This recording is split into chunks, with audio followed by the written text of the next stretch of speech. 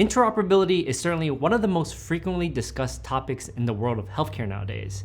However, it can be a bit confusing for those just starting out in informatics, so let's talk about it.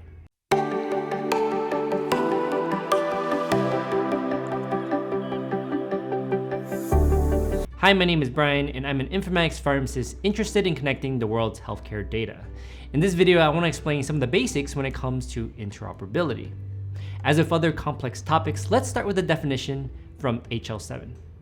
Interoperability is defined as the ability to capture, communicate, and exchange data accurately, effectively, securely, and consistently with different information technology systems, software applications, and networks in various settings, and exchange data such that clinical or operational purpose and meaning of the data are preserved and unaltered.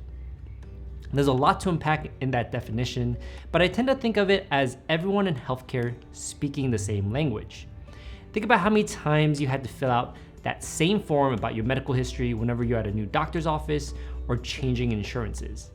Imagine a world where your healthcare data securely follows you no matter where you go, and that's the potential of interoperability. Interoperability can be broken into three types: technical, semantic, and process. Technical interoperability is purely focused on the transmission and reception of information. Semantic interoperability is focused on understanding the information that is exchanged. Pun enthusiasts would be unhappy because semantic interoperability aims to reconcile ambiguity. Process interoperability entails the workflows in which data is created and exchanged in actual work settings. Now, to elaborate on that, let me share a puzzle metaphor that I really liked by Secretary Levitt Michael. Think about a puzzle that displays the map of a subway system.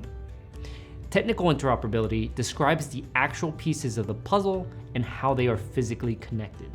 Semantic interoperability describes the picture of the subway system and its ability to communicate how people can use it to navigate the subway. Process interoperability describes the methods which people use to assemble the puzzle, perhaps starting with pieces that have straight edges first to form the border, or grouping things by various colors. Now, equally important, it helps to think about it from the perspective of stakeholders. So, for example, in technical interoperability, the manufacturers of the puzzle don't care about what the picture is of. It could be a picture of an elephant for all they care.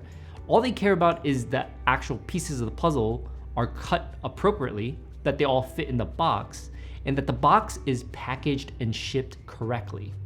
In semantic interoperability, those people wouldn't care about how the puzzle pieces were constructed, packaged, or shipped, but rather how they can understand the map to navigate from point A to point B.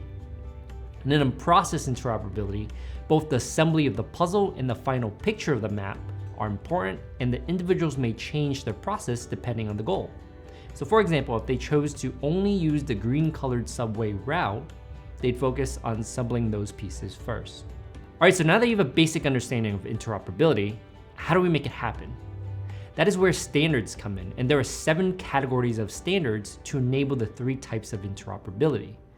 I'll cover these standards in a subsequent video, but we'll say that data standards are our bread and butter in the clinical informatics world.